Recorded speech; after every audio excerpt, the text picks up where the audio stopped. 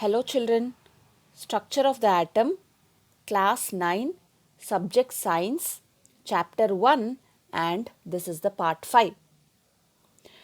In the previous class, we have studied about the Thomson's model of an atom, which is also called as plum pudding model, right? And also we have studied about the drawbacks of this model.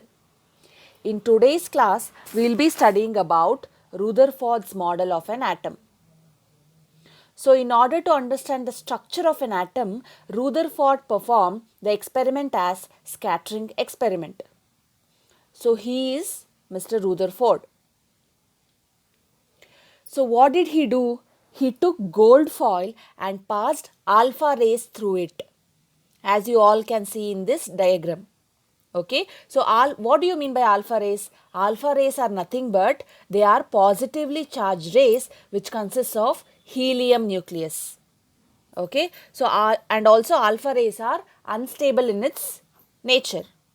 So the apparatus was as shown in the figure.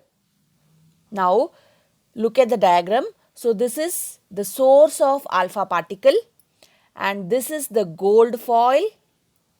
Okay, and also in order to understand the deflections, what happens? A movable fluorescent screen is placed around it. Okay, so see, this is the fluorescent screen and we have studied in Thomson's experiment, right? What is fluorescent screen in that case? Zinc sulfide, right? ZNS. Even in this case, we have used ZNS as the fluorescent screen and it is movable in its nature. Okay. See, in order to understand the deflections of rays, a movable fluorescent screen, that is ZNS, is placed around the gold foil, as you all can see in the diagram. So, what were the observations made by Rutherford? See, can you all look at the diagram? See, source of alpha particle, right? As I have already explained you. This is the source of alpha particle, this is the gold foil and this is the zinc sulfide screen. And what happens? You can see here there are many deflected particles, right? You can see some rays deflecting and some rays scattered and most particles are undeflected. So these three are the observations made by Rutherford, right? See, some rays pass straight, which means what? See, as you can see in this diagram, there are many rays which is passing straight here. Most alpha particles pass straight through the foil. So, this is the number one observation made by Mr. Rutherford. And what was the second observation made? Some rays were deflected through small and large angles. See, some alpha particles are deflected. As you can see, once the rays are passing, it gets deflected, either small angles or through large angles.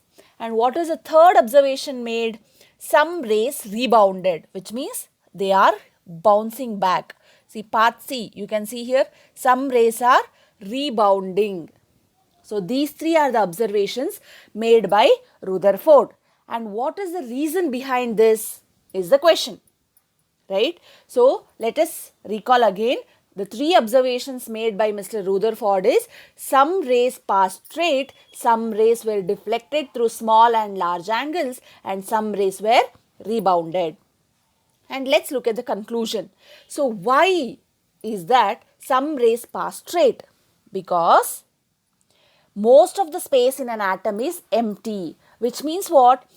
If anything is there in the middle, then what happens? Or anywhere in the atom, what happens?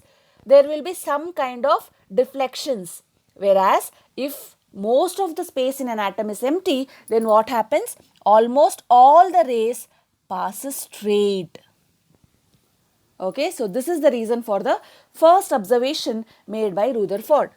Why is that some rays pass straight? Is because most of the space in an atom is empty. And why were some rays deflected through small and large angles? Is nothing but because there was a nucleus. Okay, so there is something in center of an atom called nucleus. So nucleus is in the center. Okay, so that's why what happens when any rays pass through the nucleus, it gets deflected. Okay, either through small angles or through large angles. So this is the reason for the second observation. And what is the third observation? Some rays rebounded. So what happens? Nucleus is positively charged, as we all know, right? Because proton is present inside the nucleus, whereas electrons are revolving around the nucleus, right? So this alpha rays is also positively charged. So what happens? They don't get attracted towards each other because nucleus is also positively charged, whereas the alpha rays are also positively charged rays. So what happens? When the alpha rays are passed through this nucleus, it gets rebounded because nucleus is positively charged. Did you all get it, children? So according to Rutherford's structure of an atom, it is similar to a solar system. Okay. So why is he comparing it with a solar system? Because it's just like the planets revolve around the sun. See, sun is in the center and all the planets keep revolving around the sun.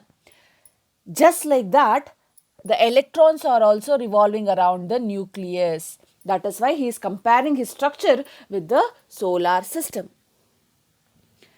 And what are the three things he has observed? Atom is electrically neutral. Nucleus is in the center, and protons and neutrons are present in the nucleus. Okay, so these three things are his observations. So outside the nucleus, electrons revolve like planets revolves around the sun, as I have already explained. Proton is positively charged, electron is negatively charged, and neutron has no charge.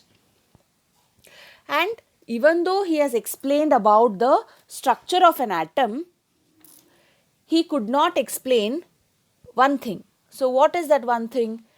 See, according to electromagnetic theory, when any charged particle revolves continuously in a circular path, it emits energy and shortens its path. So what happens? According to him, the electron keeps revolving in a circular path, right? So what happens? When electrons keeps revolving in a circular path, it must emit energy and also it should shorten its path. See, nucleus is here and when electrons keeps revolving, it should shorten its path and it should fall into the nucleus. But whereas what happens in this case, he could not explain this method, this theory. Okay, so that is why this is one of the drawback of Rutherford's experiment. As we know, electrons are also charged particles revolving in a circular path, so they should also emit energy, shorten their path and finally fall into nucleus. But this does not happen. So he failed to explain this electromagnetic theory. Okay, so this is all about Rutherford's experiment. So summary: Rutherford's model of an atom, observation, conclusion and drawback. Questions. Explain Rutherford's model of an atom. Draw a neat label diagram of Rutherford's model. Write the observations and conclusions of Rutherford's model. Write the drawbacks of Rutherford's model. Thank you, children.